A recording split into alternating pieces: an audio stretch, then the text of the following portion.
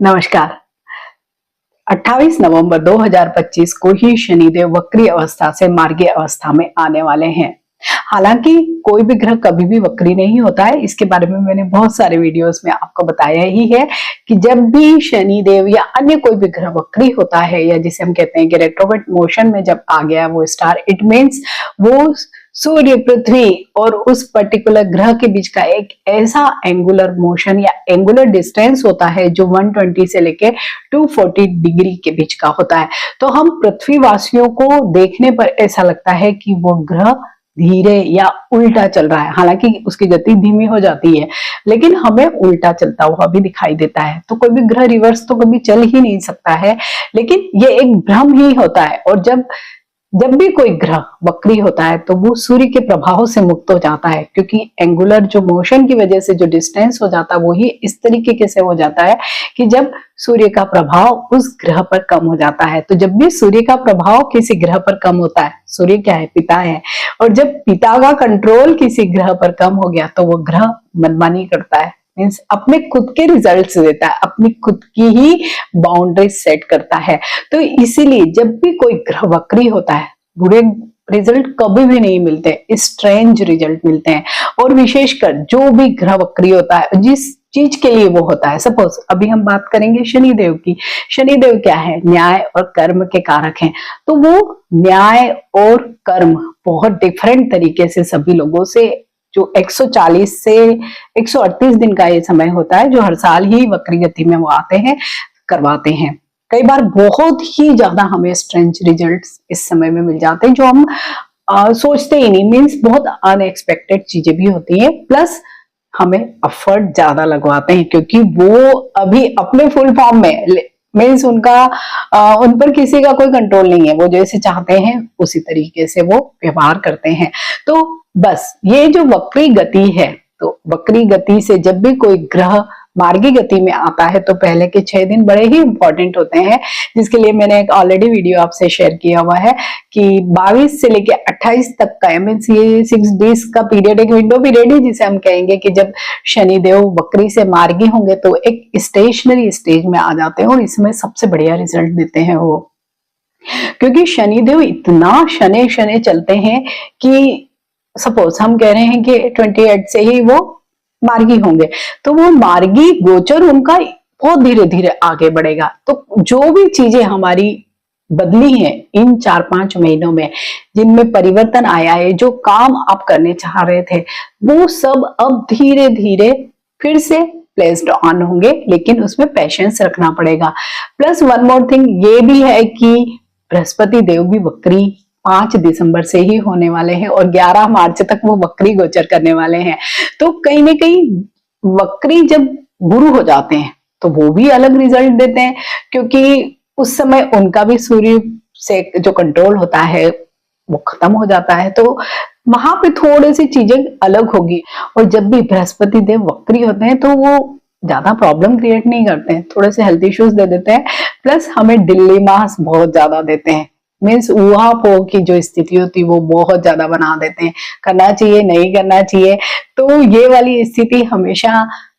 कई हमारे मौकों को हमारे हाथ से गंवा सकती है। तो बस यहाँ पे आप सब लोगों को यही ध्यान रखना है। तो मैं हर राशि के लिए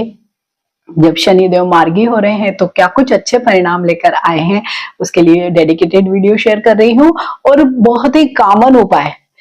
मैं आपसे शेयर करूंगी, क्योंकि मैं उपाय से ज्यादा इस बात पर फोकस करती हूँ कि आप उस ग्रह की प्रकृति को जान जाइए, अपने चार्ट में उस ग्रह की स्थिति को देखिए, और अगर आप ऐसा ही व्यवहार करेंगे तो आपको इस सच कोई उपाय भी नहीं करना पड़ेंगे। ये सभी वीडियो चंद्र राशि पर ही आधारित होंगे, लग्न पर आधारित नहीं है। तो जो भी आपकी चंद्र राशि बनती है आप उसी के अकॉर्डिंग इन सारे वीडियोस को देखिएगा। मिथुन राशि वाले सभी लोगों के लिए शनिदेव क्या कुछ परिणाम लेकर आने वाले हैं जब वो वक्री से मार्गी गोचर करेंगे। यह वीडियो चंद्र राशि पर आधारित है। चंद्र राशि को देखना बड़ा आसान है, अपनी जन्म पत्रिका निकालिए और वहां पर चंद्रमा की स्थिति को देखिए, और अगर चंद्रमा के सामने 3 नंबर लिखा है इट मीन्स आपकी मिथुन राशि है, तो आप इस वीडियो को देखिए। तो मिथुन राशि के तो 10वें भाव से ही शनिदेव मार्गी होने वाले हैं, यानी कार्य भाव से ही शनिदेव अब मार्गी होने वाले हैं, और ये आपके अष्टम और नवम के लॉर्ड हैं, मीन्स 8वें भाव और 9वें भाव के ये स्वामी है। यहीं पे वक्री गुरु की भी दृष्टि बाद में पड़ने वाली है, तो उसके भी क्या कुछ परिणाम आपको मिलेंगे, क्योंकि अभी 5 दिसंबर से बृहस्पति देव स्वयं आपकी राशि मिथुन राशि में ही गोचर करने वाले हैं, और वो भी वक्री अवस्था में। शनि आपके भाग्य के भी कारक है, तो डेफिनेटली भाग्य में तो वृद्धि होगी ही, क्योंकि सिर्फ काम करने से ही हमें फल नहीं मिलते हैं, भाग्य का साथ मिलना भी बेहद जरूरी है। और अभी तक क्या हुआ होगा, इन पिछले 5 महीनों से लगभग वक्री शनि की स्थिति से थोड़ी सी अस्थिरता आ गई होगी, क्योंकि जब भी शनिदेव वक्री होते हैं तो बहुत बुरे रिजल्ट तो नहीं देते हैं, लेकिन हाँ हमें बहुत ज्यादा प्रयत्न करने पड़ते हैं, और प्रयत्न करने के बाद भी जो परिणाम मिलते हैं वो कई बार बहुत ही अचरज में डालने वाले भी होते हैं। तो ये वाली स्थितियां अभी तक आपकी रही होगी, और साथ ही भाग्य का बहुत अधिक साथ नहीं मिला होगा। कर्म तो आपने किया ही होगा, लेकिन भाग्य का साथ नहीं मिला होगा, तो अब वो अस्थिरता आपकी खत्म हो जाएगी। जैसे कि अगर किसी का जॉब लॉस हो गया है या जॉब उन्होंने खुद ही छोड़ दिया है, तो अब आप देखेंगे कि जैसे जैसे शनिदेव आगे बढ़ेंगे 28 नवंबर के बाद मार्गी होते जाएंगे, तो आपको नई अपॉर्चुनिटी मिलने की बहुत अधिक संभावना रहेगी। लेकिन मिथुन राशि वाले लोगों के लिए एक बात और है, क्योंकि बृहस्पति देव 5 दिसंबर से आपकी ही राशि में वक्री गोचर करने लगेंगे, तो ये वक्री गोचर 11 मार्च तक रहने वाला है, उसके बाद वो मार्गी हो जाने वाले हैं। तो ऐसे में क्या होता है, जब भी बृहस्पति देव वक्री हो जाते हैं तो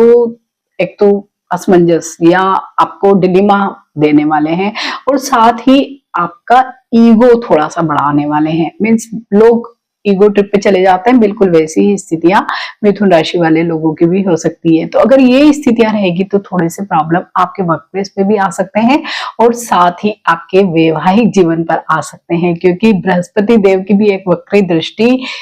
सप्तम भाव पर पड़ने वाली है, यहीं पे शनिदेव की भी दृष्टि पड़ेगी। तो दोनों ग्रहों की दृष्टि पड़ने से हो सकता है कि वैवाहिक जीवन में कुछ उतार चढ़ाव आ जाए, आपका ईगो बहुत बढ़ा रहे और उसकी वजह से आपके मतभेद और ज्यादा बढ़ जाए। तो आप सब लोगों को क्या करना, 5 दिसंबर से लेके 11 मार्च तक के समय में अगर कोई बहुत अलगाव की स्थिति आ रही है, बहुत ज्यादा लड़ाई झगड़े चल रहे हैं, तो थोड़ा सा शांत रहकर कार्य करें, अपनी वाणी पर नियंत्रण रखेंगे तो ठीक रहेगा। और अगर बिजनेस में भी इसी तरह की स्थितियां हैं या दुविधा की स्थितियां हैं, तो आपको उनसे बचने के लिए कोई भी बड़ा डिसीजन नहीं लेना चाहिए। सपोज आप बिजनेस में कोई बहुत पैसा डालने वाले थे, कुछ एक्सपेंशन करना था आपको, या कुछ नया काम शुरू करना था, तो थोड़ा सा रुके या फिर एनालिसिस करके ही करें। ठीक है, ऐसे ही अगर आपकी वैवाहिक जीवन में कोई बहुत ही खराब स्थितियां, डिवोर्स वगैरह का कोई इश्यू चल रहा है, तो आप थोड़ा सा रुके, 11 मार्च के बाद आप डिसीजन ले तो ज्यादा बेटर होगा। वहीं पे शनिदेव की एक दृष्टि 12वें भाव पर पड़ रही है, तो 12वां भाव क्या है, व्यय का भाव है, विदेश का भाव है। तो मिथुन राशि वाले सभी लोगों को अब अगर आप विदेश जाना चाहते हैं या विदेश से संबंधित कोई कार्य करना चाहते हैं, या बच्चे पढ़ना जाना चाहते हैं, एक्सपोर्ट इंपोर्ट का है कोई काम, या आप जॉब के लिए जाना चाहते हैं या घूमने के लिए जाना चाहते हैं, तो आप सब लोगों के लिए अब ये समय बेहद अच्छा है। व्यय भी आपका होगा जरूर, लेकिन वो अच्छे कामों में, सत्कार्यों में आपका व्यय होता दिखाई दे रहा है। वहीं पे शनिदेव की एक दृष्टि 4th भाव पर भी पड़ रही है, तो 4th भाव पर जब भी दृष्टि पड़ती है तो सुख के भाव पर शनि की दृष्टि इतनी अच्छी नहीं मानी जाती है, लेकिन इस समय आपको जब वक्री शनि थे उससे बेटर आपको रिजल्ट मिलते दिखाई देंगे। मीन्स सपोज आप कोई प्रॉपर्टी लेना चाहते थे, अभी डिले आ रहा होगा, डॉक्यूमेंट सही नहीं होंगे या कोई ना कोई ऑब्स्टिकल आ रहे होंगे, तो अब सारे आपके सॉर्ट आउट हो जाएंगे। और अगर आप कोई वाहन भी लेना चाहते हैं तो उसकी भी अब बहुत ज्यादा संभावना बनती दिखाई दे रही है। माता का स्वास्थ्य जरूर थोड़ा सा प्रभावित हो सकता है, भाई बहनों से थोड़े से इश्यूज हो सकते हैं, तो थोड़ी सी जैसे होता है ना, पारिवारिक स्थिति थोड़ी खराब रह सकती है, बस यही एक समस्या रह सकती है। तो बस आपको यहीं पे बैलेंस बनाना होगा। और वहीं पे शनिदेव की एक दृष्टि सप्तम पर भी है, तो उसके बारे में मैंने आपको शेयर किया है कि वैवाहिक जीवन में आपको जरूर सामंजस्य बनाकर रखना पड़ेगा, क्योंकि यहीं पर वक्री गुरु की भी दृष्टि होगी। तो दो ग्रहों की जब दृष्टि यहाँ पर पड़ेगी और ऐसे भी वैवाहिक जीवन वाले भाव पर जब शनिदेव की दृष्टि पड़ती है तो बहुत ज्यादा ईगो क्लेशेस होते ही हैं, क्योंकि पार्टनर्स का इन जनरल जो व्यवहार होता है वो बहुत स्टबर्न होता है और ऐसे में कई सारी चीजें उनकी वैवाहिक जीवन की खराब हो जाती है। तो यहाँ पर भी आपको बैलेंस बनाना ही पड़ेगा। वहीं पे सबसे ज्यादा ध्यान मिथुन राशि वाले लोगों को अपने हेल्थ इश्यूज पर रखना होगा, और वो भी आपके जो लाइफ स्टाइल से रिलेटेड इश्यूज होते हैं, जो भी लाइफ स्टाइल से रिलेटेड बीमारियां होती है उनको ही लेकर आपको सबसे ज्यादा अपने फूड हैबिट्स पर ध्यान रखना होगा, क्योंकि बृहस्पति देव वजन भी बहुत बढ़ाते हैं और जब भी वक्री होते हैं तो इस तरीके के इश्यूज भी देते हैं और वजन भी बढ़ाते हैं, तो वहां पर आपको ध्यान रखना है। तो मिथुन राशि वाले सभी लोगों के लिए मिक्स्ड रिजल्ट हैं, लेकिन आप इन रिजल्ट को ठीक कर सकते हैं जब आप इस स्टार का नेचर समझ सकते हैं या उसको समझकर कोई भी डिसीजन लेते हैं। तो इसके अलावा आप अपनी जन्म पत्रिका में देखिए, अगर कोई दशा महादशा अच्छी नहीं चल रही है तो आप शनिदेव के उपायों को बढ़ा सकते हैं, और विशेषकर उसमें शनिदेव के उपायों में अगर हम भगवान शिव का जलाभिषेक करते हैं या शिवलिंग पर जल अर्पण करते हैं, और उसमें भी अगर आप थोड़ा सा जल में काले तिल मिला लीजिए, थोड़ा सा दूध मिला लीजिए और फिर करिए। इसके अलावा दशरथ कृत शनि स्तोत्र का रोज आप नियमित रूप से पाठ करें। तेल में तली हुई वस्तुओं का आप दान करें सैटरडे के दिन, तो भी आप देखेंगे कि बहुत सारी आपके जो प्रॉब्लम्स हैं वो धीरे धीरे सॉर्ट आउट हो जाएगी। तो मिथुन राशि वाले सभी लोगों को मेरी तरफ से बहुत शुभकामनाएं। अगर वीडियो अच्छा लगता है तो इसे लाइक कीजिए, शेयर कीजिए और मेरे इस चैनल को सब्सक्राइब कीजिए। मिलते हैं एक नए वीडियो में। टिल देन नमस्कार।